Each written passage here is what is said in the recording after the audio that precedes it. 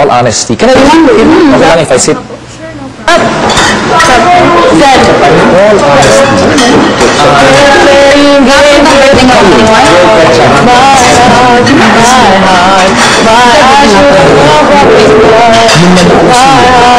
Okay, last year, sabi ko kaagad sa kanya, number one yan, never give up.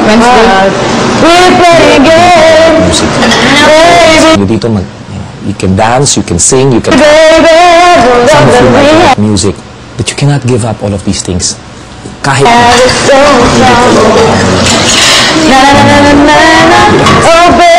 okay? Nagsulat ako ng ilang mga salita i-tackle, some issues na naging bahagi na rin ng sistema. Hindi sa lahat, no? But there are some. And I wrote them actually here. The first word that I'd like to share is the word racket.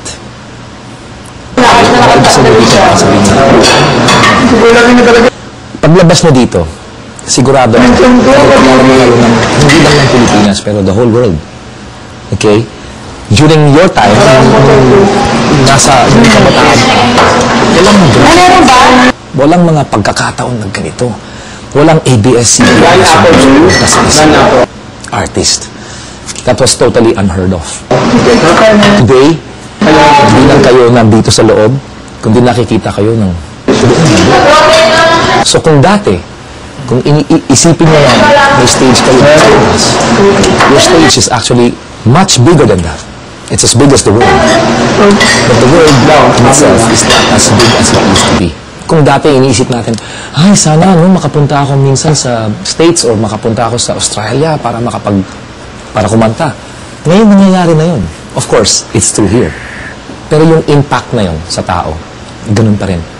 Actually, mas personal pa nga eh. Dahil dito nakikita nila kung sino kayo, inside and out.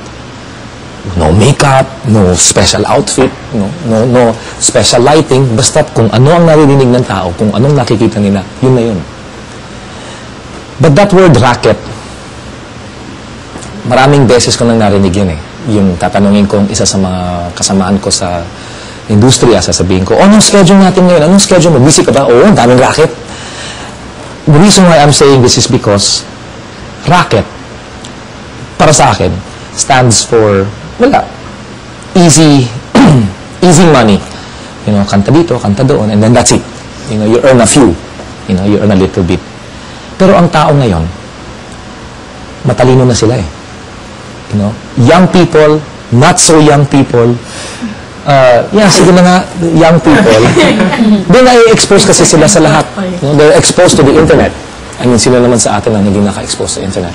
You get to see great performances on YouTube. You get to see yung mga hindi masyadong magagandang performances also on YouTube. You get to see everything online. So kung anong nakikita ng tao, okay, doon na nila nakukuha o doon sila natutong mag-appreciate ng mga totoong talents. Kahit sabihin natin kung dati ang uso basta't gwapo ka lang o maganda ka, okay na. Today, hindi na ganun. Alam na ng tao kung anong gusto nilang marinig at makita. Look at the bands. Okay? Iba yung dating ng mga banda eh. Mga parokya ni Edgar, mga ganun. Iba. No?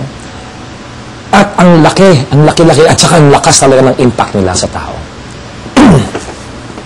So when you step out of here, sigurado ako na meron na kayong mga kanya-kanyang fans, na may fan base na kayo. And when you step out, pagtapos ng lahat, maybe 8 months from now, 10 months from now, o bago, even before that, makakatanggap kayo ng mga offers to sing here, sing there. Uy, baka pwede kang kumanta dito. O sige, okay lang. Pero please, huwag niyong isipin kahit kailan na gagawin niyo dahil kulang yung ano ko. Sige, gagawin ko para may konting kikitain. Makikita yun ng tao eh. At alam nila, impressive, pero hindi impactful. Walang dating. Impressive lang. Which is what I want to get to. Okay? Ito nakita ko to sa jacket or sa shirt yata dun sa isa sa mga dancers ko noon. They're called the Maneuvers.